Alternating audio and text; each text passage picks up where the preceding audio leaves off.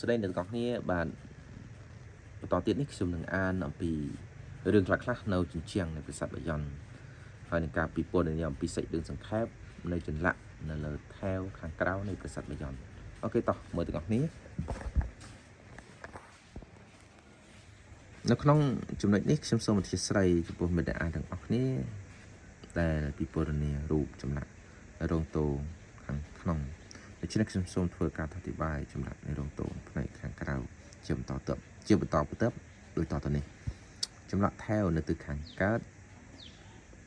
ទៅខាងត្បូងតាមចលនាត្រនិនាឡិកាក៏ថែវចម្លាក់ស្លាបខាងកើតឈៀងខាងត្បូងថែវចម្លាក់ចែកចេញជា3ថ្នាក់ខាងលើកណ្ដាលនិងខាងក្រោមដែលពិពណ៌នាអំពីកងទ័ពខ្មែរធ្វើយុទ្ធនាការហែកក្បួនសត្វដើម្បីធ្វើចម្បាំងជាមួយសត្រូវចាមអ្នកទាំងអស់គ្នាឃើញទេនេះតើតើនឹងចម្បាំងជាមួយចាមក្បួន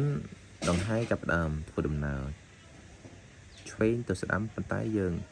ដើរមើលពីច្រាស់ចាប់ពីស្ដាំទៅឆ្វេងវិញ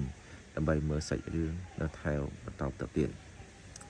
នៅលើចល័កផ្ទាំងសាច់រឿងនៃកងទ័ពថ្មើរជើងរបស់ទ័ពខ្មែរយើងសង្កេតឃើញថាកងទ័ពចម្រុះចំណាយត្រូវបានបំពាក់គ្រឿងអាវុធយុទ្ធភ័ណ្ឌនានាដូចជាដាវលំពែងស្នធ្នូព្រួញដែលជាខែលរៀងជាទ្រវែងមូលសម្រាប់ការពារអាវុធពួកគេមានអ្នកស្លៀកពាក់ឯកសណ្ឋានជាអាវដៃខ្លីនិងវែងត្រឹមជង្គង់នៅលើផ្ទៃអាវមានលម្អការភ្ញីហាក់ដូចជាអាវក្រោះការពារ